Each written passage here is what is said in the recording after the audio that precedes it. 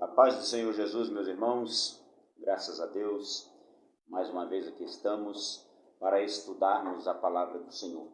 Hoje nós vamos estudar a lição de número 8 da nossa Escola Bíblica Dominical, cujo tema é Comprometidos com a Palavra de Deus.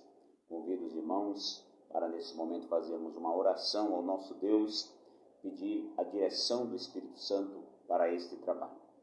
Senhor nosso Deus, nosso Pai Celestial, em nome do Senhor Jesus, aqui nos reunimos mais uma vez para juntos servir ao Senhor, louvar o Teu nome e estudar a Tua palavra. Eu suplico que a presença do Espírito Santo vá conosco esta noite, nos guiando, nos orientando em tudo.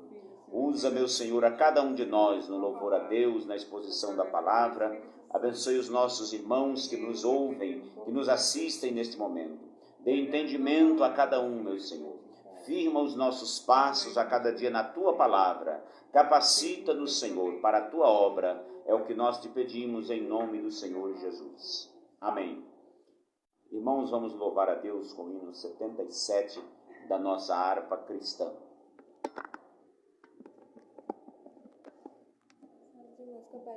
Saudamos a todos com a paz do Senhor. Amém. Deus abençoe grandemente a vida de cada um dos irmãos. Vamos cantar o hino de número 77.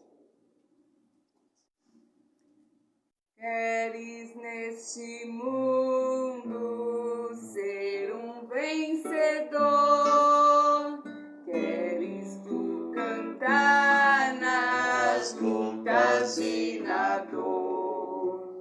Queres ser alegre, qual bom lutador? Guarda o contato com teu Salvador. Guarda o contato com teu Salvador. E a nuvem do mal não te cobrirá.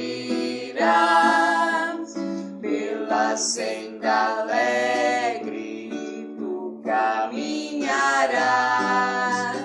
indo em contato com teu Salvador. Neste mundo vivem muitos a penar, cujos corações transbordam de pesar. Dá-lhes a mensagem de amor sem par. Com Deus o contato deves tu guardar. Guarda o contato com teu Salvador. E a nuvem do mal não te cobrirá. Pela senda alegre tu caminharás, indo em contato com teu Salvador.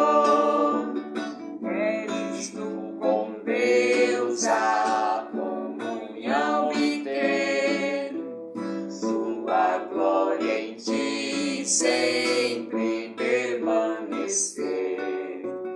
Que o mundo possa Cristo em ti ver. Guarda o contato com o supremo ser. Guarda o contato com teu Salvador. E a nuvem do mal não te cobrirá. Pela senda alegre tu caminharás, indo em contato com teu Salvador.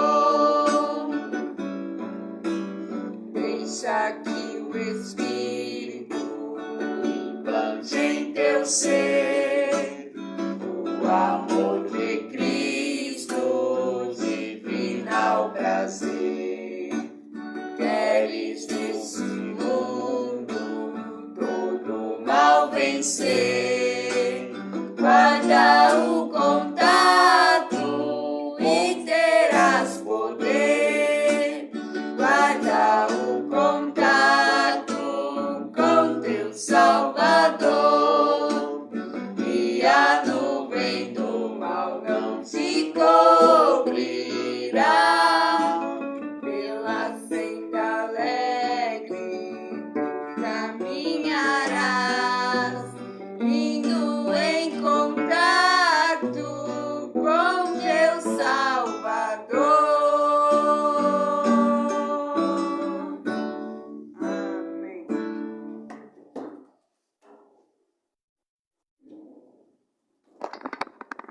Graças a Deus, irmãos, por este hino maravilhoso. Vamos, nesse momento, ao estudo da nossa lição, iniciando pela leitura do nosso texto áureo. O texto áureo da nossa lição encontra-se no Evangelho segundo São Lucas, capítulo 11, versículo 28, que nos diz assim: Bem-aventurados os que ouvem a palavra de Deus e aguardam. Verdade prática. A autoridade divina da Bíblia deriva de sua origem em Deus, e isso, por si só, encerra a suprema autoridade das Escrituras como plena e total garantia de infalibilidade. Então, nós cremos que a Bíblia tem suprema autoridade porque ela deriva de Deus. A Bíblia é a palavra de Deus, inspirada pelo Espírito Santo. É inerrante e infalível. A nossa leitura bíblica em classe está em segunda epístola do apóstolo Paulo a Timóteo, capítulo 2, versículos 14 ao 19, segunda epístola de Pedro, capítulo 1, versículos 20 e 21, e ainda segunda a Timóteo, capítulo 2, 14 a 19. Segunda Timóteo 2, 14, diz assim: Traze estas coisas à memória, ordenando-lhes diante do Senhor, que não tenham contendas de palavras, que para nada aproveitam e são para a perversão dos ouvintes.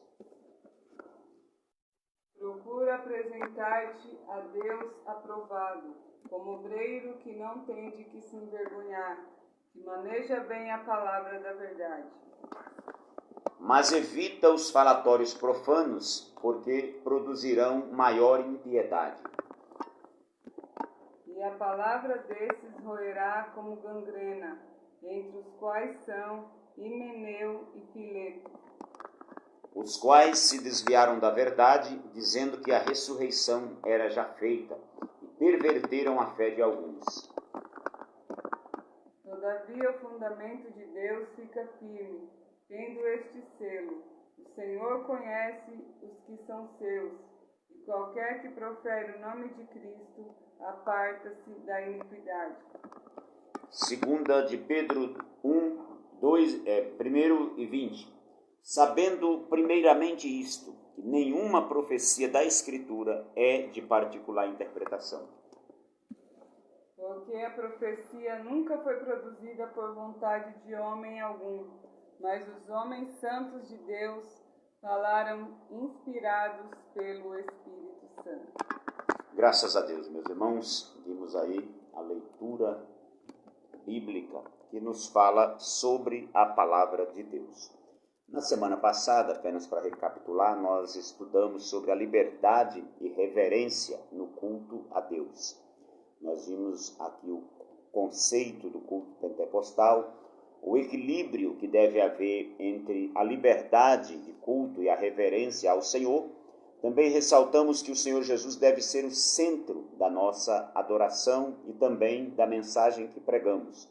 No terceiro ponto da lição passada, nós vimos alguns aspectos da nossa liturgia pentecostal e também da Assembleia de Deus, igreja que nós fazemos parte. Na lição de hoje, nós falaremos sobre o nosso compromisso com a palavra de Deus. Nós, os evangélicos, que são genuinamente pentecostais, porque há os falsos pentecostais, diferente do que nos acusam os cessacionistas ou aqueles que não creem na atualidade dos dons espirituais, nós temos a Bíblia como nosso único manual de fé e doutrina. Nós não baseamos as nossas crenças em opinião humana ou em emoções, como muitos pensam. Nós seguimos o princípio da Reforma Protestante, um dos pilares da Reforma Protestante, chamado de sola scriptura, que indica a autoridade suprema da Bíblia nas questões de fé e de conduta para a vida cristã. Nós estudaremos também sobre o zelo para com a boa doutrina. Vamos falar um pouco sobre os nossos credos e confissões de fé. Eles não são fruto de opinião humana, eles são fundamentados obrigatoriamente na palavra de Deus. E por último, no terceiro ponto, nós vamos falar sobre os cuidados que devemos ter em relação aos modismos e inovações teológicas. Esses modismos surgem no meio da igreja de tempos em tempos e eles devem ser combatidos por meio da apologética cristã. Muito bem, o ponto 1 da nossa lição fala sobre a autoridade da Bíblia. A Reforma Protestante, no século XVI, liderada por Martinho Lutero, João Calvino e Zwinglio e outros, ela pode ser resumida em 5 pilares, que são eles: sola gratia, somente pela graça o homem pode ser salvo; sola fide, somente através da fé em Cristo; solus Christus, somente Cristo é o único mediador entre Deus e os homens; sola scriptura, somente a Escritura pode ser considerada manual de doutrina para a igreja; e por último, soli Deo gloria, somente a Deus a glória, ou culto centralizado em Deus. Na lição de hoje nós vamos destacar um desses pilares, que é o sola scriptura. O que quer dizer sola scriptura? Bem, vamos primeiro situar o contexto da Reforma Protestante. A igreja medieval, ela havia abandonado a suficiência das Escrituras e estava contaminada por vários ensinos e práticas do paganismo. Por exemplo, pregavam a salvação mediante as obras e sacrifícios, vendiam indulgências, que eram um documento assinado pelo Papa, que supostamente concederia perdão dos pecados àqueles que dessem alguma oferta à igreja ou que fizessem algum sacrifício. Eles também pregavam salvação através de sacrifícios, através de boas obras como esmolas e outras. E criaram também supostos mediadores entre Deus e os homens, a mediação dos santos, da Virgem Maria e outras coisas mais. Restringiram também o uso das Escrituras ao clero, à liderança da igreja.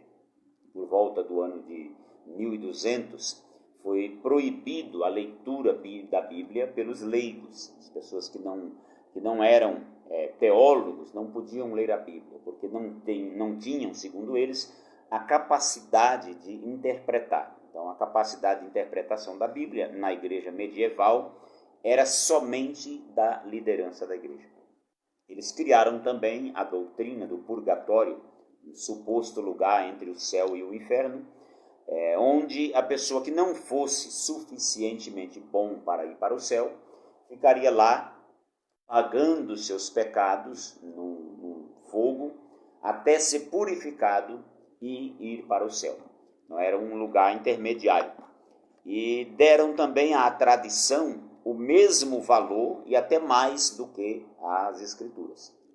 Para os católicos romanos, a doutrina da igreja está num tripé: as Escrituras, a tradição da igreja e o magistério da igreja. Então, eles consideram esses 3 no mesmo patamar. Eles entendem que a igreja é que determina o cânon, mas nós, evangélicos, cremos diferente. Nós cremos que a igreja apenas reconhece o cânon. O cânon é o texto sagrado das Escrituras. E nesse contexto, diante desse quadro desolador, Martinho Lutero, Ulrico Zwinglio, João Calvino e outros, eles reafirmaram o princípio bíblico de que somente a Escritura tem autoridade para doutrinar a igreja. Este princípio, em latim, foi chamado de sola scriptura. Ainda hoje nós vemos muitas religiões, algumas até que se dizem cristãs, dando a outros escritos, a profecias, a tradições, a palavra dos seus líderes, a experiências sobrenaturais, etc., a mesma autoridade da Bíblia. Por exemplo, os católicos romanos, conforme eu já falei, eles consideram a tradição da igreja, o magistério, os ensinadores, os doutrinadores da igreja atual, com o mesmo valor da Bíblia. Se você fala com um católico sobre alguma doutrina e contesta à luz da Bíblia, ele vai se valer da tradição da igreja. Mas a tradição aprovou no século tal isso aqui. Os concílios da igreja, eles consideram com o mesmo valor das Escrituras. Os Mormons, por exemplo, também seguem na mesma direção. Eles consideram o livro de Mórmon como sendo livro sagrado. Então, muita coisa que a Bíblia condena, eles buscam apoio no livro de Mórmon, nas revelações supostamente recebidas por Joseph Smith, fundador do mormonismo. Os adventistas também consideram os escritos da profetisa Ellen Gold White com o mesmo valor das Escrituras. Alguns adventistas da atualidade negam isso aqui. Eles dizem que eles não consideram as profecias da Ellen White com o mesmo valor da Bíblia. Porém, vejam o que diz a revista Adventista, de fevereiro de 1984, na página 37. Cremos que Ellen White foi inspirada pelo Espírito Santo e que os seus escritos, o produto desta inspiração, tem aplicação para os adventistas do sétimo dia. Negamos que a qualidade ou grau de inspiração dos escritos de Ellen White sejam diferentes dos encontrados nas Escrituras. É um absurdo uma coisa dessa, nós não podemos aceitar isso, irmãos. A Bíblia Sagrada, a Palavra de Deus, ela é completa, ela é inerrante. A Bíblia, no seu texto original, ela é completamente isenta de erros. A Bíblia Sagrada, ela é infalível. As suas profecias não falham. Ela é inspirada pelo Espírito Santo. Ela foi soprada por Deus nos homens escritores da Bíblia. A Bíblia Sagrada, ela é suficiente para o fundamento da nossa fé.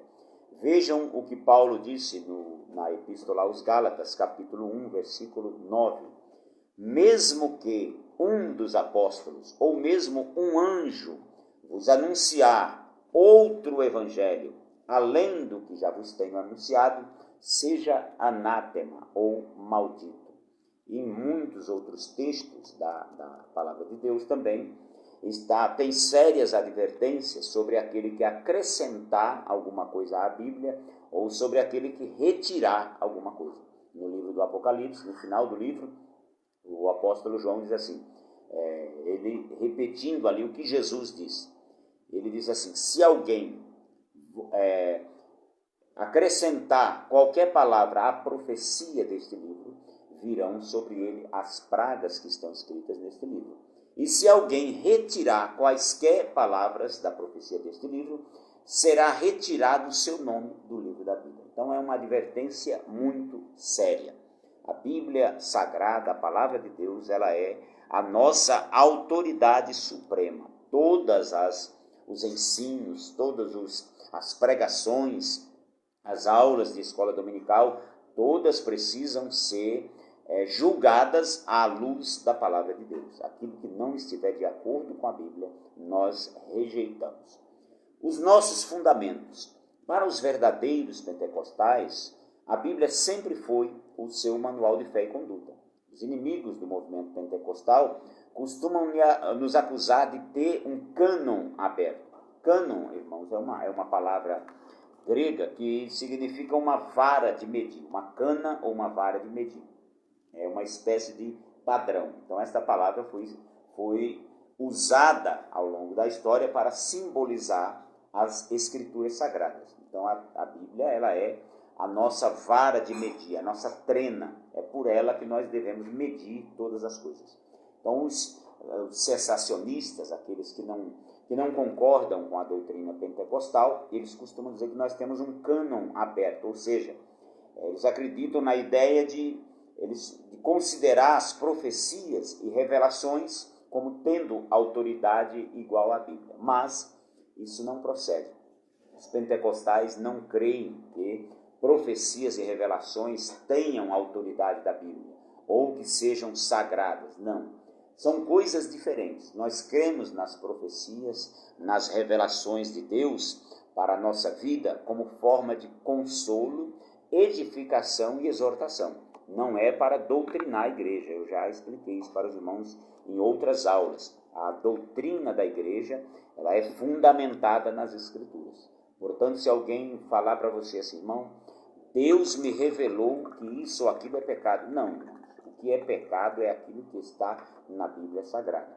O que deve ser doutrina para a igreja é aquilo que tem fundamento bíblico. Se não tem fundamento bíblico, não pode ser considerado doutrina.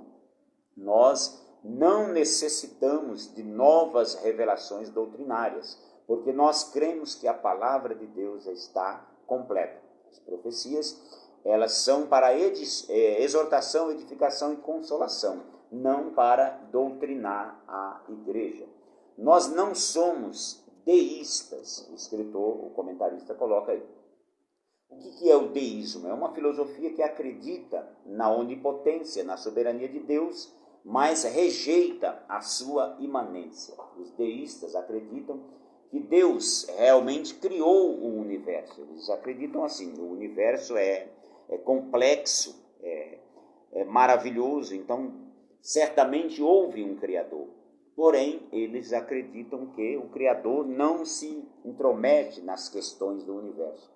É como um relojoeiro que criou um relógio, o relógio antigamente que era a corda, ele deu corda no relógio para ele funcionar e deixou para lá. Então, os deístas acreditam assim. Eles acreditam que Deus estabeleceu o universo com princípios, com leis morais e físicas, para que ele funcionasse por conta própria e se ausentou. Porém, não é isso que a Bíblia mostra. Nós, os pentecostais, nós não somos deístas, nós somos teístas. Nós cremos na autoridade, na suficiência das Escrituras. Mas isso não significa que Deus tenha deixado de se comunicar com o seu povo através das Escrituras. E também através dos dons espirituais, dos sonhos, das visões. Porém, é importante destacar que nenhuma experiência ou manifestação espiritual está no mesmo patamar da Bíblia. Não. Nós não podemos aceitar, irmãos, que alguém venha com revelações e querer considerar no mesmo patamar da Bíblia. Hoje está na moda, por exemplo, algumas pessoas se autoproclamarem profetas. Profeta. Mas é importante que se diga, irmãos, que o ministério profético do Novo Testamento, ele não está no mesmo patamar do Velho Testamento. Os profetas do Antigo Testamento, eles, não existia a Bíblia ainda, então eles falavam como sendo a palavra de Deus oral. A palavra na boca deles era a palavra de Deus. No nosso caso, não é. A palavra de Deus hoje é a Bíblia Sagrada. A palavra de Deus hoje não é a palavra de quem está falando.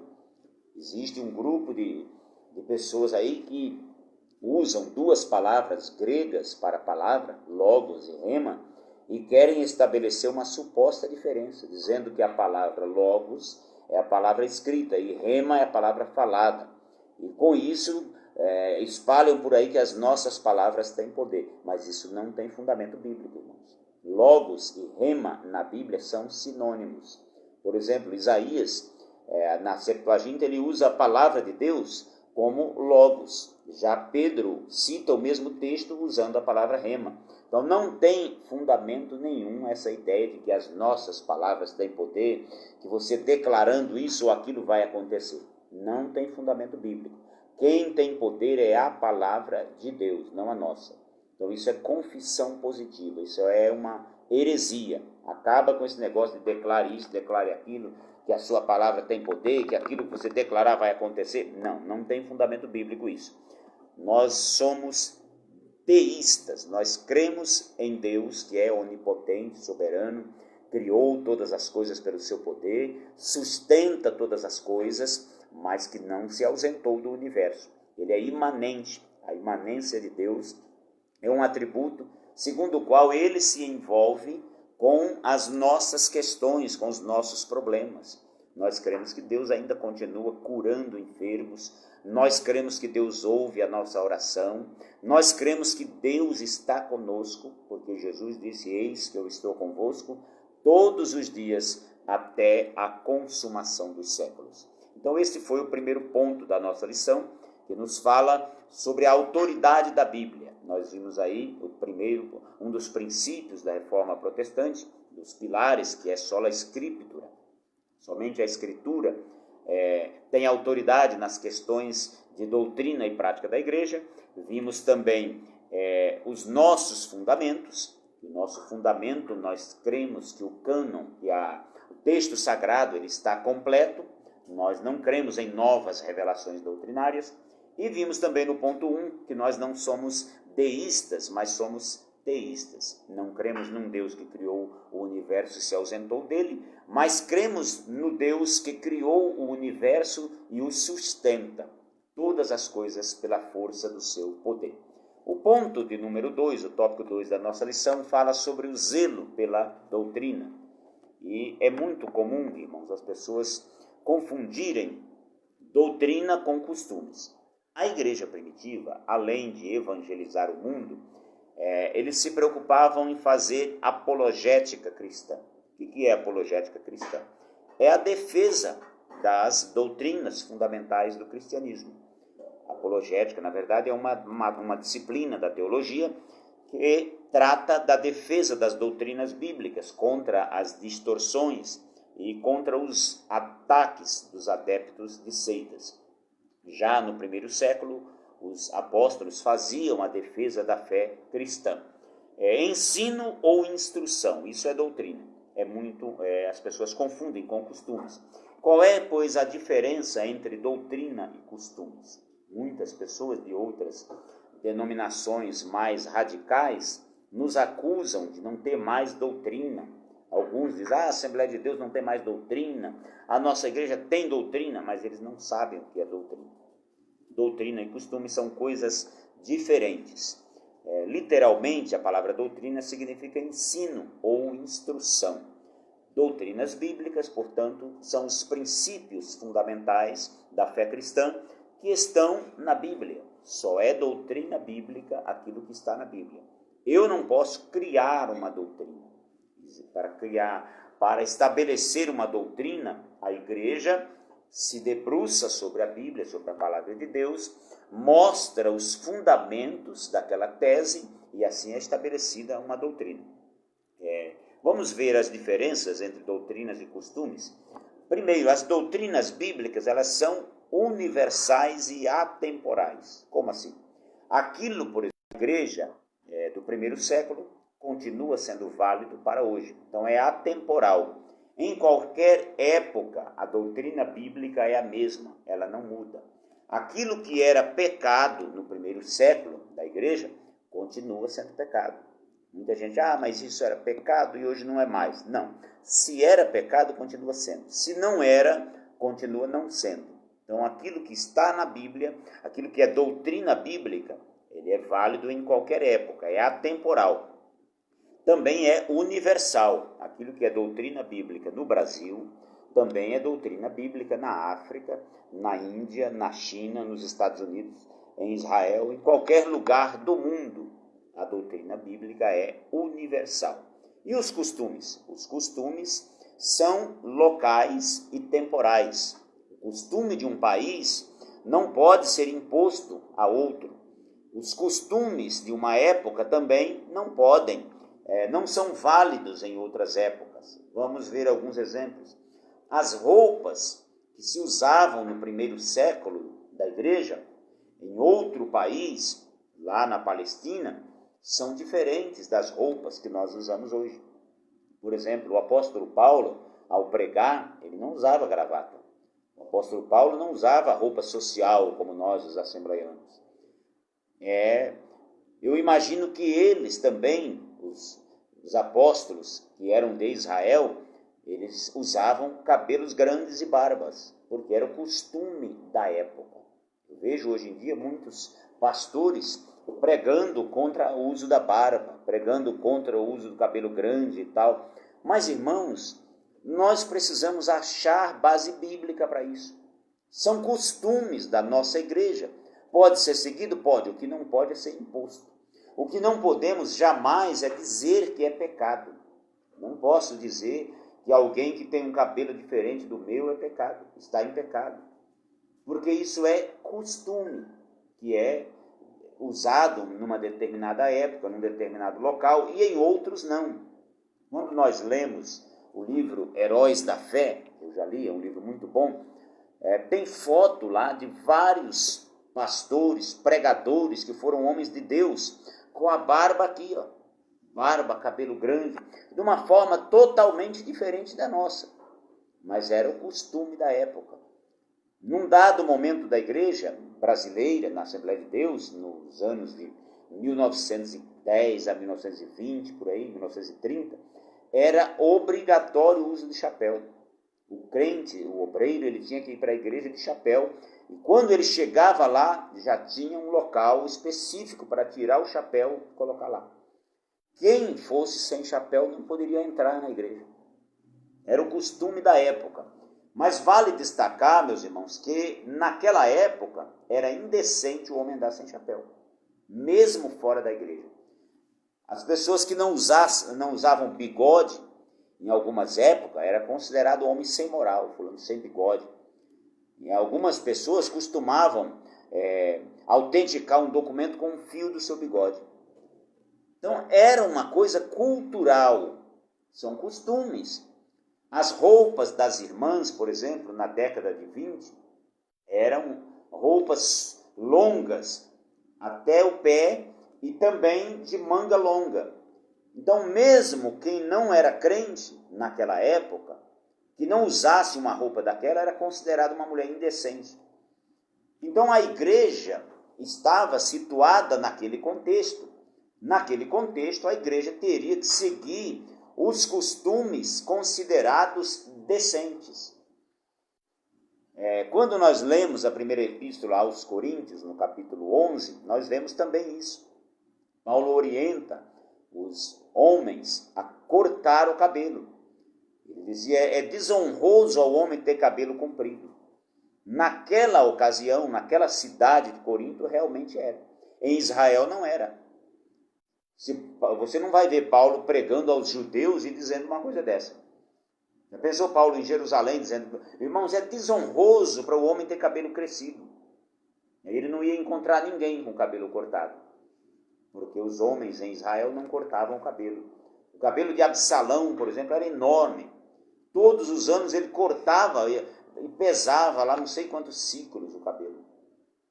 Então aquilo era, na verdade, a beleza de alguns homens, o cabelo. Era motivo de vanglória ter o cabelo crescido. A barba também. Os judeus não aparavam a barba. Já em Corinto, Paulo dizia o contrário, porque era um costume local. Os homens de bem cortavam o cabelo. E as mulheres? As prostitutas daquela época, usavam cabelo curto. Então Paulo diz, olha, as irmãs devem usar o cabelo crescido, porque o cabelo foi lhe dado em lugar de véu. Se não usar véu, então rape a cabeça também. Era uma coisa local, nós não podemos impor isso ao século XXI para as irmãs brasileiras. São costumes. A nossa igreja tem o nosso costume, nós devemos seguir? Sim, claro, eu sigo os costumes assembleianos. Meu cabelo está curto, a minha barba está feita, o meu estilo de roupa é assembleiano. Sim, porque eu estou na Assembleia de Deus. Mas se eu entrar na igreja batista e vir lá um pastor de barba, eu não posso condená-lo, porque não há base bíblica para isso. Se eu entrar numa igreja presbiteriana, vou ver lá o reverendo Augusto Nicodemos, teólogo da igreja presbiteriana, está lá barbudo. É um costume local, cada igreja, cada cidade, cada país tem o seu costume. E nós não podemos confundir isso com doutrina. Também, o mesmo acontece com as regras ou as normas denominacionais. Elas variam de acordo com o estatuto da igreja, de acordo com a forma de administração eclesiástica e também de acordo com a época. Nós, por exemplo, eu já disse para os irmãos, que nós somos uma igreja episcopal. Nosso modelo de administração eclesiástica é chamado de episcopal ou assembleiano. Nesse modelo, a liderança da igreja é formada por pastores, presidentes, ou em algumas igrejas por bispos. E eles se reúnem, os pastores ou os bispos, em convenções e ali decidem os rumos da igreja, a administração, as questões financeiras, quem vai liderar esse campo, aquele campo. Então, a igreja, é liderada por pastores ou por bispos. No modelo presbiteriano, a igreja tem um pastor local e esse pastor local está submisso ao presbitério. Nas igrejas presbiterianas, por exemplo, o pastor não lida com questões financeiras. Quem lida com isso é o presbitério. O presbitério toma as decisões e o pastor é um líder espiritual que cuida da pregação da palavra de Deus, da oração, das visitas, etc., da parte espiritual. Nas igrejas congregacionais é diferente. Lá a congregação elege uma junta administrativa que vai administrar a igreja, vai cuidar das finanças, das construções, da parte administrativa e financeira da igreja. O pastor é apenas um líder espiritual também. Então nós não podemos confundir as regras de uma igreja com doutrina. Aquilo que o nosso pastor presidente determina junto com a diretoria da igreja para ser cumprido no sentido de regra local, isso só vale para a nossa igreja, para o nosso ministério. Mas isso não é doutrina bíblica. Claro que nós devemos obedecer às orientações dos nossos pastores. A Bíblia diz: obedecei aos vossos pastores, porque eles velam por vossas almas como quem hão de cuidar. Então nós temos a obrigação sim de seguir as regras da igreja, desde que elas não contrariem as Escrituras. Mas nunca podemos colocar a regra da igreja no mesmo patamar de doutrina bíblica. Não. Claro que as regras da igreja, as decisões da igreja, elas devem ser pautadas pela palavra de Deus, para o bom andamento da obra. Cada denominação tem a sua liturgia, conforme nós estudamos na semana passada, a sua forma de cultuar a Deus, o horário de culto. Nós temos o horário do culto, o horário de começar, o horário de terminar, a forma que nós lemos a palavra de Deus nos cultos. Tudo isso são parte da nossa liturgia. Então isso deve ser respeitado também. O formato do nosso templo, mas isso não tem nada a ver com doutrina bíblica. O que é doutrina bíblica, então? Doutrina bíblica é o que nós vamos ver agora no ponto 2. É o conteúdo da nossa fé. Quando nós lemos a Bíblia, meus irmãos, nós percebemos que ela fala sobre diversos assuntos. No Antigo Testamento, por exemplo, nós temos lei, que são 5 primeiros livros, chamado de Torá, ou Lei de Moisés, história, os livros históricos, os livros poéticos e os livros proféticos. Esta é a divisão da Bíblia do Antigo Testamento por assunto. E na nossa Bíblia, em português, de João Ferreira de Almeida, ela segue a mesma sequência da Septuaginta, que é a versão grega do Antigo Testamento. Nesta versão, a Bíblia os livros da Bíblia eles estão agrupados por assuntos e não em ordem cronológica. Então, por isso que a gente vê na Bíblia o livro de Jó, que é considerado o livro mais antigo da Bíblia. Ele vem bem depois de Samuel, que foi escrito milênios depois. Então, e assim sucessivamente. O livro de Crônicas, por exemplo, ele foi escrito algumas partes bem depois do livro de Isaías, de Jeremias, mas ele está antes. Então, o Antigo Testamento ele está em ordem por assunto, não em ordem cronológica, diferente do Antigo Testamento judaico. Embora ele tenha o mesmo conteúdo, lá ele está em ordem cronológica. Não está na mesma ordem que os nossos livros. O Novo Testamento, por sua vez, nós temos, primeiro, a vida e obra do Senhor Jesus Cristo, relatado pelos evangelistas, nos 4 evangelhos. Temos história da igreja, no livro de Atos dos Apóstolos. Temos as epístolas do apóstolo Paulo, do apóstolo Pedro, Tiago, Judas. E temos também a revelação, ou o Apocalipse. Além disso, nós temos na Bíblia linguagem literal, nós temos linguagem figurativa e linguagem profética.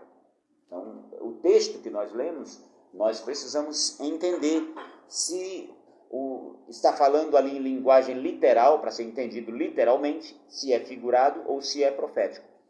E há também alguns assuntos que foram escritos para Israel em um determinado período e não para a igreja. Se nós não soubermos fazer esta diferenciação, nós vamos acabar nos complicando, criando heresias ou sendo judaizantes, como algumas pessoas são até hoje. Tem gente aí que está pegando textos do Antigo Testamento que era dado para Israel e querendo estabelecer doutrina em cima disso. Então, diante disso, deste contexto das Escrituras, ao longo da sua história, a Igreja estabeleceu com base na Bíblia o nosso credo e a nossa confissão de fé, ou a nossa declaração de fé. O que é o nosso credo? O credo ele é um breve resumo dos pontos principais da nossa fé. Por exemplo, tem um credo apostólico. Lá diz assim: creio em Deus Pai Todo-Poderoso, Criador dos céus e da terra. Creio em Jesus Cristo, seu amado Filho, que nasceu da Virgem Maria, que foi morto, crucificado e sepultado, mas ao terceiro dia ressuscitou. Creio na ressurreição dos mortos, na Santa Igreja Universal ou Católica, são palavras sinônimas, na ressurreição dos mortos, na vida eterna, creio no Espírito Santo. Então, isso é o nosso credo. É importante dizer que tudo isso que está no credo tem base bíblica. É um resumo daquilo que nós cremos. Creio em Deus Todo-Poderoso, ou seja, a onipotência de Deus. Ela está registrada na Bíblia. Creio em Jesus Cristo, seu amado Filho. A pessoa de Cristo, a obra de Cristo também está registrada na Bíblia. Só que isso é um resumo. A confissão de fé, por sua vez, ela é um documento oficial estabelecido pela Igreja com uma abrangência maior do que o credo, como forma de defender as doutrinas bíblicas. Eu recomendo aos irmãos que puderem que adquiram o livro A Nossa Declaração de Fé. Nós já estudamos em um trimestre sobre a declaração de fé das Assembleias de Deus. Os irmãos devem ter essa revista por aí. É importante para você saber no que a Assembleia de Deus crê. Você vai ver lá o que nós cremos sobre Deus. Nós cremos num Deus, num único Deus, eternamente subsistente em três pessoas, o Pai, o Filho e o Espírito Santo. Você vai ver o que nós cremos sobre Jesus Cristo. Quem é Jesus para nós? Você vai ver lá na nossa declaração de fé qual é a nossa crença em relação à igreja, em relação à salvação, em relação ao pecado, em relação à justificação, à regeneração, à santificação. Você vai ver também que nós cremos em relação à pessoa do Espírito Santo. Tudo isso está na nossa declaração de fé. Então, a declaração de fé é um documento oficial da igreja, com base na Bíblia, com as principais doutrinas, de forma sistemática. Então, isso é a nossa confissão de fé e o nosso credo. O item 3 do ponto 2 fala sobre a nossa confissão de fé e a Bíblia. É importante lembrar aos irmãos que tanto o nosso credo como a nossa declaração de fé não são de autoria particular ou opinião de algum líder da igreja. Todos os pontos doutrinários estabelecidos na nossa confissão de fé, eles precisam obrigatoriamente estar fundamentados na palavra de Deus, interpretada corretamente, seguindo as regras da hermenêutica bíblica. O que é hermenêutica bíblica? A hermenêutica é a ciência de interpretar texto. E hermenêutica bíblica significa a interpretação correta dos textos bíblicos. Nós temos várias regras da hermenêutica. A primeira delas é que a Bíblia interpreta-se a si mesma. A outra regra da hermenêutica é que nós devemos levar em conta o contexto de todos os textos. Não podemos ler um texto isolado e ali estabelecer uma doutrina. Precisamos ler outros textos da Bíblia que falam sobre o mesmo assunto. Então, isto é hermenêutica bíblica. Para interpretar a Bíblia, precisamos conhecer as regras da hermenêutica. Na Bíblia, irmãos, nós não temos ali um credo completo com esses pontos que eu citei. Creio em Deus Todo-Poderoso e em Jesus Cristo. Nessa ordem, nós não temos. Porém, nós temos várias declarações de fé ponto a ponto, em textos diferentes, que depois foram juntados pela igreja de forma sistemática para facilitar o entendimento. Por exemplo, quando a gente vê Paulo terminando a exposição no livro de Romanos sobre a fé, sobre a justificação pela fé, então ele estabelece depois lá, ele tem um cântico ali onde ele exalta Deus, que tem pontos doutrinários do nosso credo. Ao único Deus invisível, imortal. Então, em vários lugares da Bíblia, nós temos declarações desse tipo. Nós temos declarações sobre a ressurreição, nós temos declaração sobre a segunda vinda de Jesus. Então, isso faz parte do nosso credo, faz parte da nossa confissão de fé, a nossa declaração de fé, mas ele não está na ordem que a nossa está. Aí na nossa igreja, no Monte Horebe, os irmãos podem olhar do lado direito do templo, tem um banner grande lá com alguns pontos do nosso credo. Ali não está toda a nossa confissão de fé de forma sistemática e mais abrangente. Ali é o nosso credo. Irmãos que tiverem a oportunidade no culto de domingo, deem uma lida ali. Cremos, está lá o nosso cremos em um único Deus, eternamente subsistente em 3 pessoas, o Pai, o Filho e o Espírito Santo. Cremos na inspiração verbal plenária das Escrituras. E aí você vai me perguntar o que significa inspiração verbal plenária das Escrituras. Inspiração verbal significa que o Espírito Santo inspirou cada palavra das Escrituras, para que o escritor escrevesse exatamente como está ali. E plenária significa que o Espírito Santo inspirou o escritor, todos os escritores da Bíblia, ou seja, o Espírito Santo inspirou em parte e no todo a Bíblia Sagrada. Então a Bíblia ela é a inspirada, inerrante, infalível palavra de Deus. Tudo isso está no nosso credo. O ponto 3 da nossa lição, e nós já vamos caminhando para o final, fala sobre o cuidado quanto aos modismos. O que é modismo? Modismo significa literalmente aquilo que está na moda. Da mesma forma que ocorre nos estilos de roupas, nos estilos de cabelo, tem a moda de época em época, no campo teológico também surgem novas modas e inovações, ano após ano. O comentarista da nossa lição, o pastor Ezequiel Soares, ele cita alguns modismos que surgiram nos anos 80 e 90, como, por exemplo, o dente de ouro, o movimento G12, o cai-cai e a febre dos anjos. E aí eu vou resumir aqui para os irmãos rapidamente, ponto a ponto desses modismos. Existem muitos outros que surgiram depois.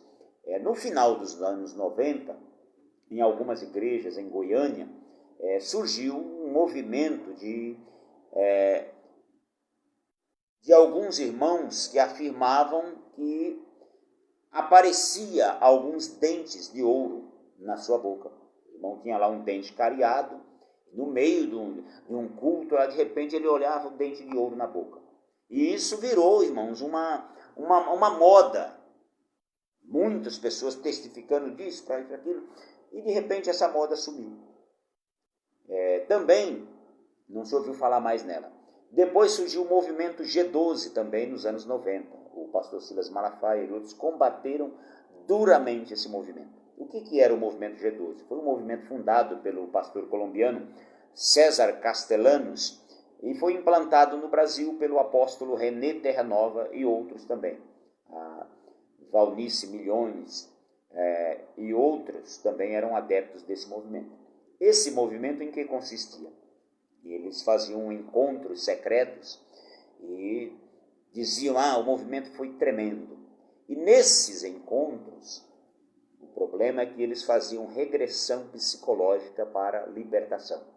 Eles falavam para os seus adeptos, tinham lá técnicas de hipnose, algumas coisas lá, para os seus adeptos começarem a recordar o passado, recordar o tempo da infância, e aí a pessoa ia recordando, daqui a pouco estava chorando como criança, simulando que estava lá com a chupeta, que estava engatinhando. Esse tipo de aberração, de aberração lá, do ponto de vista teológico, é uma aberração, irmãos, porque o sangue de Jesus Cristo nos purifica de todo pecado. Jesus disse: se o Filho vos libertar, verdadeiramente sereis livres. Quando alguém recebe a Jesus como Salvador, ele não tem mais nenhuma necessidade de passar por nenhum processo humano ou psicológico que seja para se libertar. Não, Jesus é suficiente para libertar qualquer pessoa de qualquer pecado. Não há necessidade desse tipo de coisa. Então, o movimento G12 tinha estas técnicas de regressão psicológica nos seus movimentos, e também eles tinham uma prática de evangelização, que eles chamam de movimento em células. Eles reuniam grupos de 12 pessoas, por isso o movimento é chamado G12, e esses movimentos, cada 12 tinham um líder, e esse líder dirigia uma célula. Algumas igrejas ainda têm isso. O grupo, o movimento, a evangelização em célula, ela é simplesmente um modelo de evangelização. Em si, o movimento, igreja em célula não está errado, do ponto de vista bíblico. O problema é se você achar que somente esse modelo funciona. Se você achar que, se não for em célula, então Deus não opera. Não, não é isso. E tem outros problemas, como, por exemplo, numa célula, você vai pegar um grupo de 12 pessoas, muitos deles novos convertidos, sem nenhuma experiência, e vai colocar um deles para ser líder, como se fosse um pastor. Pode crescer, a igreja cresce, só que cresce desordenadamente, sem estrutura doutrinária. Mas o culto nos lares, ele não é errado. A Assembleia de Deus cresceu assim. Cada irmão que se convertia, a gente não tinha tantos templos como hoje. Às vezes uma cidade tinha apenas um templo, e era longe, ficava longe. Tinha crente que ele morava numa cidade, ia para outra, se convertia lá, voltava para a cidade dele, então não tinha igreja ali. Então, na sua casa, passava a ser um ponto de pregação. E os irmãos vinham de outra cidade fazer culto ali. Na minha cidade, em Terra Nova, por exemplo, em Pernambuco, no ano de 1978, o presbítero Isaías Soares da Silva, ele iniciou um trabalho ali. Começou pregando na praça. Meu pai se converteu e outros irmãos também, mas inicialmente nós não tínhamos templo, não tínhamos local de reunião, então ele fazia culto nas casas, até que alugou um salão e começou ali o trabalho. O trabalho foi crescendo, hoje tem um templo lá construído. Então, em muitas cidades brasileiras foi assim. Então, o trabalho do movimento G12, o problema dele não está no movimento em células, na forma de evangelização dele, mas está na regressão psicológica e outras práticas que eles têm nesses encontros. Muitas igrejas tradicionais acabaram aderindo a esse movimento na década de 90. O outro modismo que o escritor cita é o movimento dos anjos. Ele fala aí a febre dos anjos. A febre é porque o movimento virou uma febre. Nessa época, anjo para todo lado. Era anjo aqui, anjo ali. Principalmente na Assembleia de Deus, nos Estados Unidos, a Assembleia de Deus de Boston, liderada pelo pastor Uriel de Jesus, que é o pai da cantora Elaine de Jesus. Lá nessa igreja era um tal de anjo para todo lado, cadeira para o anjo. Alguns irmãos pastores, diziam que tinha que deixar a vaga no anjo para o carro, a vaga no carro para o anjo. Nessa vaga aqui do meu lado só senta o anjo. Então, eles valorizavam mais o anjo do que o próprio Jesus. E ainda hoje, em muitas campanhas, vigílias, esses cultos aí, do Aue, do Oba-Oba, tem isso ainda, irmãos. Tem cultos que você fala assim, irmão, Jesus está aqui, ele diz amém. Se você falar, tem um anjo aqui, ele começa a pular e gritar. Parece que para ele o anjo é mais importante do que Jesus. Então é preciso tomar cuidado com isso. Surgiu também uma outra prática, um outro modismo nos Estados Unidos, que é a prática de soprar sobre as pessoas e elas caírem. O pastor Benny Hinn é um dos principais adeptos desta prática. E há muitas outras práticas exóticas que surgem de tempos em tempos e depois desaparecem. O que nós precisamos nos perguntar quando aparece algum modismo é o seguinte: o que isso tem a ver com a Bíblia? Isso contribui de alguma forma para a pregação do Evangelho ou para glorificar a Deus? Se não, devemos rejeitar. Qual é o objetivo, por exemplo, em aparecer um dente de ouro na boca de alguém? Qual é o propósito, por exemplo, de eu soprar em alguém e esse alguém cair? Procure na Bíblia Jesus soprando sobre alguém e alguém caindo. Não existe isso. O Senhor Jesus, quando ressuscitou, já glorificado, ele soprou sobre os seus discípulos e disse: recebei o Espírito Santo. Ninguém caiu. Por que alguém vai soprar hoje e a igreja vai cair? É uma prática, no mínimo, estranha ao cristianismo. E outras coisas, tem uns que saem jogando o paletó para o povo cair. Então são inovações, são modismos que surgem de tempos em tempo e causam muita confusão na igreja. Então vamos nos manter à sã doutrina. E aí, Paulo, ele nos dá pelo menos 3 recomendações aqui a Timóteo que servem para nós também. Por exemplo, a primeira delas, ele diz assim: procura apresentar-te a Deus aprovado. Eu sempre digo que o obreiro do Senhor, ele é um homem de Deus e não um homem do povo. O obreiro, ele deve se preocupar em apresentar-se diante de Deus. É a Deus que nós devemos procurar agradar e ser aprovado por Ele, porque muitos serão aprovados aqui na terra pelos homens, mas serão reprovados diante de Deus. Paulo disse: porventura eu tento agradar a homens, ou eu persuado agora a homens? O Senhor da seara é o Senhor Jesus, é a Ele que nós temos que agradar.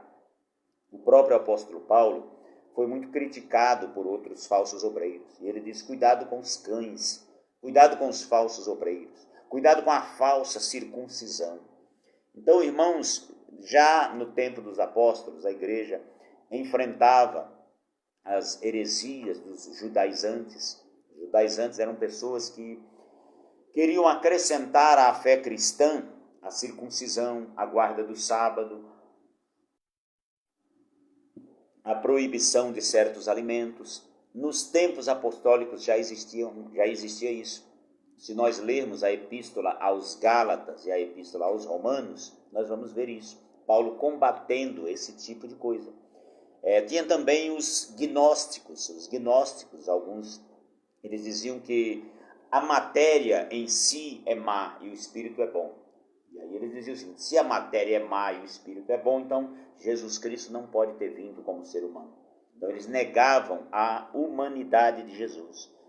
Então o apóstolo João, por isso que ele disse assim: todo espírito que não confessa que Jesus veio em carne não é de Deus, porque os gnósticos diziam isso. E aí outra vertente do gnosticismo dizia que se a matéria é má e o espírito é bom, então você pode praticar o que você quiser na sua carne que não vai te contaminar. É outra heresia também. Então eles enfrentavam esse tipo de coisa. E enfrentavam também os maus obreiros. Nós vimos aí na nossa leitura bíblica em classe, Paulo diz assim que a linguagem deles corrói como gangrena ou como câncer. Entre eles está Himeneu e Fileto. Eram 2 maus obreiros. Paulo fala também de Alexandre, o latoeiro, que lhe causou muitos males. De Demas, que amou o presente século e o desamparou. Então Paulo enfrentou muitos maus obreiros fraudulentos, que viviam desordenadamente. E na igreja de hoje não é diferente. O pastor hoje ele precisa, irmãos, ter coragem. Um pastor não pode ser covarde e medroso. Não pode fazer aquilo que o povo quer, como Arão fez, para ganhar popularidade. Moisés subiu ao monte para receber a lei das mãos de Deus e, num dado momento, o povo pressionou Arão, cercaram Arão e disseram: esse Moisés, nós não sabemos o que aconteceu com ele, ele subiu ao monte e não desceu mais, faze-nos deuses. E aí ele, pressionado, ele falou para o povo: tragam aí os brincos de ouro das vossas esposas, tragam aqui. E com esse ouro, ele fez um bezerro de ouro para adoração. Olha, irmão, sumo sacerdote de Deus, que era para liderar o povo e dizer: não podemos fazer isso. Isso é idolatria, Deus condena. Não, ele foi fraco. E ele se entregou à opinião popular. Eu sempre digo, irmãos, a igreja não é uma democracia. A igreja é uma teocracia. A igreja é governada por Deus. O líder da igreja, o pastor, ele é apenas um representante de Deus. Ele não tem autoridade para mudar isso ou aquilo. Não, ele tem que seguir a palavra de Deus. Ele tem que procurar apresentar-se a Deus aprovado, mesmo que o povo não o aprove. É preciso muita cautela com esse negócio de achar que se a igreja está crescendo é porque Deus está operando. Não é verdade. Você vai pregar a palavra de Deus em lugares onde o povo recebe, é uma maravilha, muita gente se converte, mas você vai pregar a palavra de Deus em terra ruim, em lugares onde o povo vai te apedrejar e mandar você embora de lá. Isso não significa que Deus não está com você. Ao contrário, significa que Deus está com você, mas o povo rejeitou a Deus. Teve lugar que Paulo pregou e o povo apedrejou. O povo o apedrejou. Expulsou da cidade, ele sacudiu o pó do seu pé e disse: estou livre do sangue de vocês, eu vou para outro lugar. Mas ele agradou a Deus. No final da sua carreira ele disse: combati o bom combate, acabei a carreira, mas guardei a fé. Então o obreiro precisa apresentar-se a Deus, e é por Deus que ele será julgado, é por Deus que ele será avaliado. Você, pastor, companheiro que serve ao Senhor, que lidera a igreja do Senhor, não fique pensando em ter a aprovação do povo. Seja fiel ao seu Senhor. É a Ele que você vai prestar contas do rebanho que Ele lhe confiou. Paulo também diz a Timóteo para apresentar-se a Deus, além de aprovado, como obreiro que não tem do que se envergonhar. Literalmente, quando nós falamos de obreiro, nós estamos falando de alguém que trabalha em alguma obra. Obra hoje os irmãos sabem que é uma construção. Mas na época, quando se falava de obreiro, está falando de um trabalhador do campo, um trabalhador braçal da agricultura ou da pecuária. Em sentido figurado, Paulo usava essa expressão, Jesus também usou, como algum trabalhador do reino de Deus, especialmente aqueles que exercem algum ministério na igreja. E Paulo recomenda aqui a Timóteo que se apresente a Deus aprovado e como obreiro que não tem do que se envergonhar. O que envergonharia um obreiro diante de Deus? A conduta de um obreiro, nós obreiros, precisa ser ilibada. A nossa conduta precisa estar de acordo com aquilo que nós pregamos. Nós não podemos fazer como alguns que dizem: faça o que eu digo, mas não o que eu faço. É preciso haver coerência entre o nosso discurso e a nossa prática, porque o que passar disso é hipocrisia. Alguém já disse que a hipocrisia é a distância que separa o nosso discurso da nossa conduta, nosso discurso da nossa prática. Quanto mais longe estiver o meu discurso da minha prática, mais hipócrita eu sou. Quanto mais próximo estiver aquilo que eu falo daquilo que eu pratico, menos hipócrita eu sou. Então, hipocrisia é a distância que há entre o meu discurso e a minha prática. O que envergonharia um obreiro diante de Deus? A mentira, a hipocrisia, o cinismo, a preguiça, e não fazer aquilo que envergonha um obreiro diante de Deus. Então Paulo diz: procure apresentar-se a Deus como obreiro aprovado, que não tem do que se envergonhar. Em qualquer cargo que você ocupa na igreja, procure se apresentar de forma que você não tenha do que se envergonhar, que o diabo não tenha do que te acusar diante de Deus, pelo menos falando a verdade. Acusar de forma mentirosa, ele sempre vai fazer isso, mas isso não importa.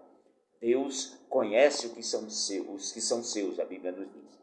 Então, procure apresentar-se a Deus aprovado, como obreiro que não tem do que se envergonhar. E por último, que maneja bem a palavra da verdade. Isso aqui é um ponto fundamental na vida de um obreiro. Manejar, no grego, é orthoromeo. Orthoromeo. Orto quer dizer correto. Então, literalmente, essa palavra significa cortar em linha reta. Paulo usa essa palavra aqui em sentido figurado, para fazer referência ao ensino correto da Escritura. É daí que vem a palavra ortodoxia. Ortodoxia é o ensino correto. Ensinar corretamente a palavra de Deus, o que é? É estudá-la, interpretá-la corretamente e ensiná-la à igreja sem distorções, sem manipulação, sem acrescentar e sem diminuir nada. Então isso é um obreiro manejar bem a palavra da verdade. O obreiro, ele deve ensinar a palavra de Deus como ela é, sem distorcer, sem tirar nada, sem acrescentar e sem interpretando corretamente o que a Bíblia diz, ensinando para o povo. Então o obreiro que faz isso, ele é um obreiro que maneja bem a palavra da verdade. Não devemos jamais usar o púlpito da nossa igreja para fazer política, para atacar ninguém, para ou usar uma linguagem mal educada, agressiva, jogar indireta para alguém. Não, o obreiro nunca deve fazer isso. Nós devemos manejar bem a palavra da verdade, pregando somente aquilo que a Bíblia diz. Isso vale também para o professor da escola dominical. Nós devemos nos ater ao assunto em pauta, ao assunto da lição, e não ficar falando coisas que não convêm ou coisas que não têm nenhuma relação com a lição. Nós podemos até, numa aula da escola dominical, dar algum exemplo, contar uma pequena ilustração para explicar melhor alguma coisa da lição, mas isso não pode tomar a maior parte do tempo. Nós não podemos usar o espaço da escola dominical para contar histórias, para se autopromover. Eu já fui em muitas escolas dominicais onde foi decepcionante, porque a pessoa abandona o assunto da lição para lá e vai falar de outras coisas. Fala como se ele estivesse pregando, como se ele começa a se exaltar. Não, aqui nós temos que ensinar o conteúdo da lição. O conteúdo da nossa lição, ele foi pensado. Alguém orou, planejou e colocou um tema, colocou objetivos a serem buscados, os tópicos, a introdução, a conclusão. Tudo isso foi elaborado sistematicamente e o professor deve estudar isso aqui tudo e explicar para os irmãos. Você, professor, companheiro, que me assiste nesse momento, você é um representante de Deus na igreja para ensinar a palavra de Deus, para manejar bem a palavra da verdade. É inaceitável que um professor da escola dominical levante-se para dar aula sem ter estudado. Ele precisa, no mínimo, entender a lição para si e para a aula. Hoje, irmãos, nós temos muitos recursos na escola dominical. Nós temos hoje Bíblia de estudo, nós temos a lição do trimestre, temos também o livro do trimestre, temos dicionários bíblicos, temos concordância bíblica. Eu vim de uma época que a gente morava numa cidade pequena, não tinha nada disso. Quando eu era adolescente, jovem, eu era aluno da escola dominical, eu tinha no máximo uma revista de aluno e a Bíblia. Não tinha Bíblia de estudo com nota de rodapé, dicionário, nada disso. Nenhum dicionário de língua portuguesa a gente tinha.